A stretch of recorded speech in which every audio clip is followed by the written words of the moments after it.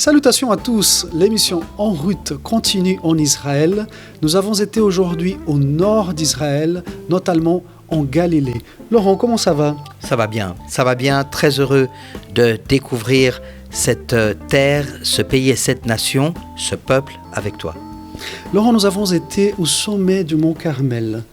Qu'est-ce que tu peux nous dire, géographiquement parlant, à propos de ce mont ? Ok, le mont Carmel est une des montagnes d'Israël qui se trouve au nord d'Israël, aux abords de la Méditerranée. Et bien sûr, qui dit montagne en Israël, dit lieu de prière.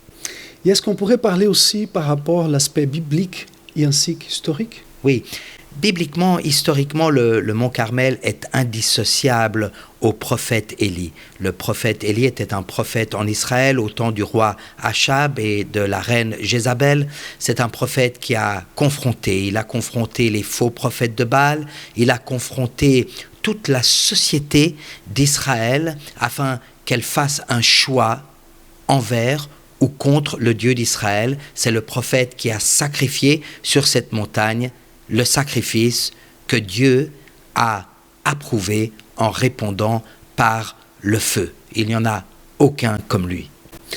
Et Laurent, pour toi, qu'est-ce que le mont Carmel évoque-t-il ?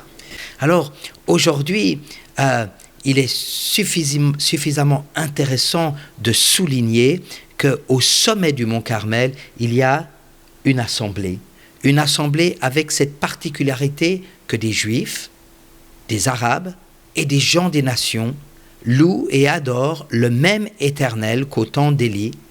Ils forment ce qu'ils appellent eux-mêmes et ce que l'apôtre Paul explique dans Éphésiens et notamment Éphésiens chapitre 2, l'homme nouveau en Jésus-Christ. Et nous voulons partager un peu de ce que nous avons vécu au sommet du mont Carmel. On regarde maintenant. Bienvenue sur le mont Carmel, le mont qui surplombe un lieu stratégique entre l'Asie et l'Afrique. C'était dans le passé le lieu de passage, le lieu du commerce qui était tellement stratégique que tous les rois et les empires voulaient en avoir le contrôle. C'est aussi dans ce lieu que Élie a apporté le sacrifice pour lequel Dieu a répondu par le feu. Dieu répond par le feu, mais où se trouve le sacrifice ? Où se trouvent les Élis de Dieu de nos jours pour apporter ce sacrifice que Dieu pourra répondre par le feu. Ce lieu-là n'est pas qu'un lieu du passé, c'est aussi un lieu du présent.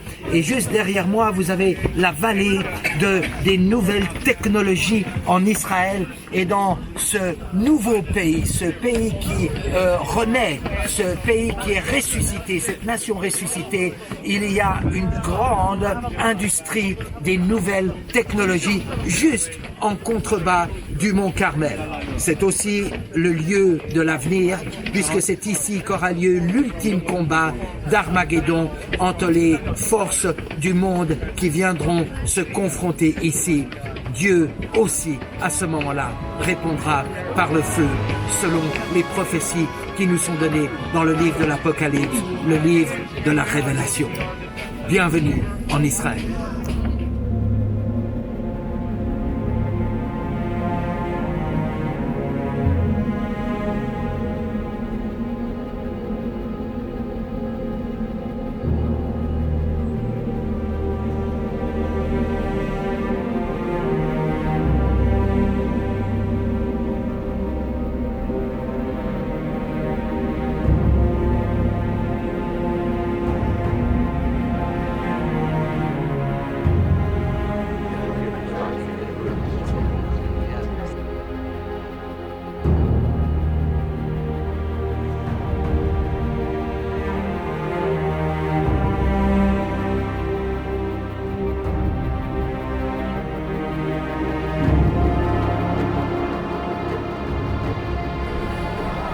As sure as Tabor is in the mountains of Galilee, Aussi sûr que Tabor and, est en Galilée and Carmel is by the et sea, que Carmel est par la mer, au bord de la mer, he is coming.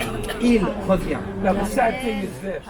Le seul processus de paix is Yeshua himself. qui va prospérer, c'est le processus de paix mené par Yeshua lui-même. Yes, we need to pray for the politicians, Et oui, nous avons besoin de prier pour nos politiciens. but he is our peace who has made both one new man. Il ne fait pas seulement la paix, il est notre paix, qui des deux crée un seul homme nouveau. This is one new man. Et ça, c'est cette bonne nouvelle de l'homme nouveau. Et après ces images, nous étions en train de penser ici à propos de ce que Laurent nous a dit par rapport de Élie et l'homme nouveau. Laurent, est-ce que Élie et l'homme nouveau, y a-t-il une association d'idées entre les deux? Oui, définitivement. Élie était un homme oint du Seigneur et il en est ainsi de l'homme nouveau. Il y a pourtant beaucoup plus que l'onction. Il y a le caractère. Tu vois, pendant que nous recherchons très souvent l'onction du Saint-Esprit, le Seigneur cherche à édifier en nous un caractère qui soit à son image et qui lui plaise. Élie nous a montré la voie. C'était un homme consacré, certes, mais aussi un homme de foi, un homme d'obéissance et un homme de justice. Pourtant, il est dit que malgré toutes les prouesses qu'il a pu accomplir au nom du Seigneur, Élie était un homme de la même nature que nous. Pourtant, cet homme de la même nature que nous était un homme juste, et la prière du juste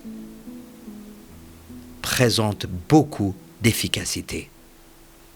Suite à cette magnifique expérience que nous avons vécue au sommet du mont Carmel, nous sommes partis en direction de Capharnaüm.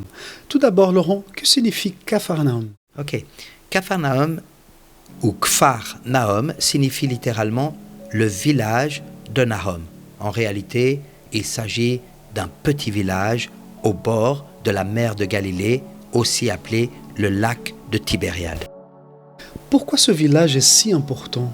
Le village est important parce que c'était un lieu stratégique et un lieu de passage de personnes, mais aussi de passage de marchandises. Il s'avère en réalité que Jésus en a fait l'épicentre de son ministère. Nous voulons partager avec vous quelques images. Bienvenue à Capharnaüm dans la Galilée. Il y a 3 villes que Jésus a maudites. Il a dit malheur à toi Chorazim, malheur à toi Bethsaïda et malheur à toi Capharnaüm, parce que si les œuvres qui ont été faites en ton sein auraient été faites à Sodome et Gomorrhe, elles se seraient repenties. Capharnaüm aujourd'hui est une ruine. Dans le passé, Capharnaüm était un lieu de passage. C'était la Capharnaüm de la Galilée des nations, parce que c'était un grand lieu de passage. Et dans ce lieu-là, qui n'a pas reçu le Seigneur, beaucoup de gens se sont néanmoins tournés vers lui. C'est dans cette région que Jésus a choisi ses disciples qui sont devenus ses apôtres. C'est dans cette région que des Juifs se sont tournés vers leur Messie. C'est aussi dans cette région que des gens des nations se sont tournés vers Jésus, comme ce centurion, cet officiel de l'armée romaine qui aimait la nation d'Israël, qui a aidé à construire la synagogue de Capharnaüm parce qu'il aimait cette nation et qu'il avait foi dans le Dieu d'Israël. C'est lui qui a dit à Jésus, dis une seule parole et mon serviteur sera guéri. Je vous souhaite la bienvenue dans la Capharnaüm des nations.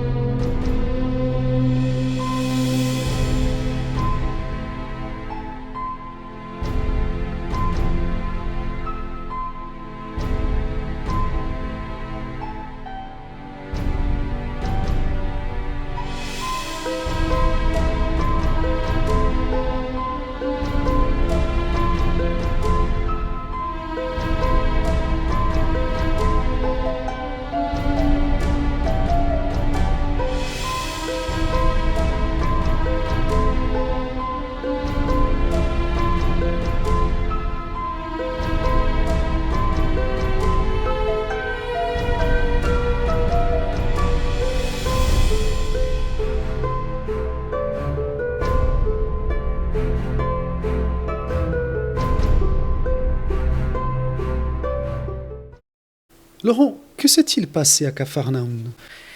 Le fait que Capharnaüm était l'épicentre, était le centre du ministère de Jésus durant ces 3 années, fait qu'il s'est passé beaucoup de choses à Capharnaüm, parmi lesquelles l'appel de ses premiers disciples, Simon, Jean, Jacques, au bord de la mer de Galilée, de nombreux miracles, des prédications et des enseignements, la visite régulière de Jésus à la synagogue et une rencontre particulière comme aucune rencontre entre Jésus et un centurion romain qui avait foi en lui. Et quelle était cette caractéristique, la caractéristique de cette foi? La foi du centurion romain est inédite. Il ne demandait même pas que Jésus entre dans sa maison. Lui-même étant romain, savait qu'un juif n'avait pas l'autorisation d'entrer dans sa maison. Et c'est ainsi qu'il dit à Jésus, « Dis seulement une parole et mon serviteur sera guéri. » Ce centurion romain, faisant partie de l'armée romaine, savait pertinemment ce que voulait dire l'autorité et être sujet à l'autorité.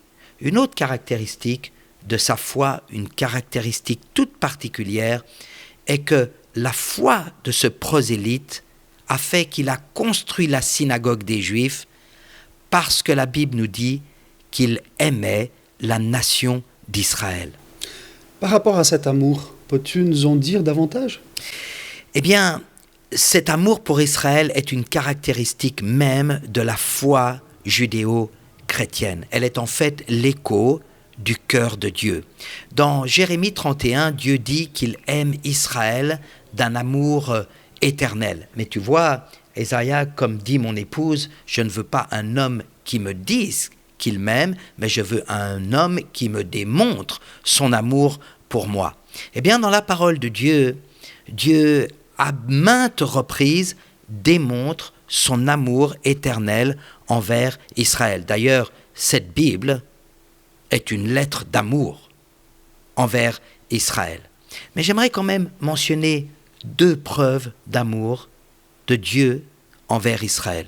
La première, c'est la mort de Jésus-Christ sur la croix du Calvaire, car comme le dit Caïphe, le souverain sacrificateur, poussé par le Saint-Esprit, il fallait que cet homme meure pour la nation d'Israël.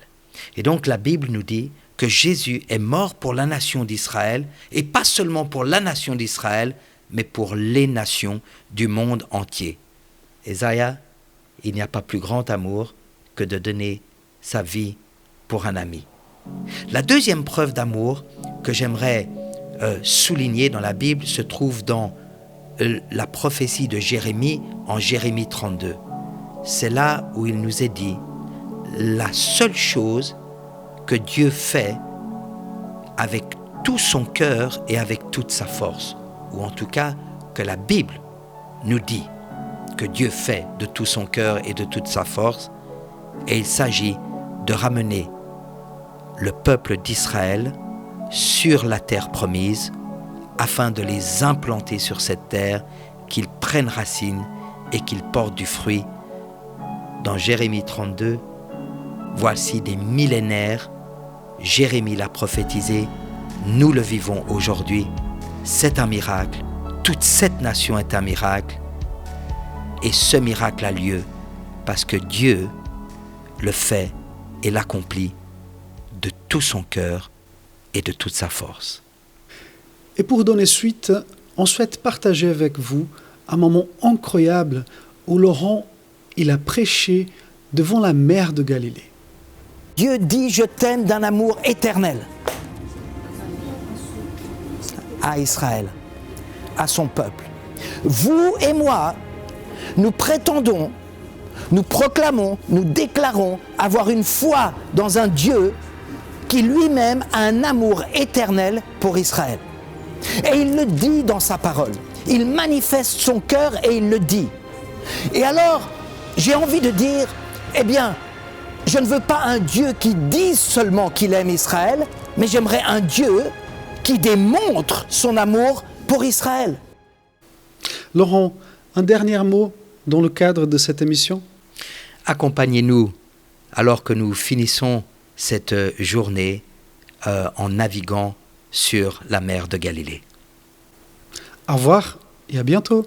Bienvenue en naviguant là où Jésus a navigué. Et nous allons maintenant prendre le large pour un moment intime avec le Seigneur Jésus sur son pays, sur sa terre, sur ses eaux.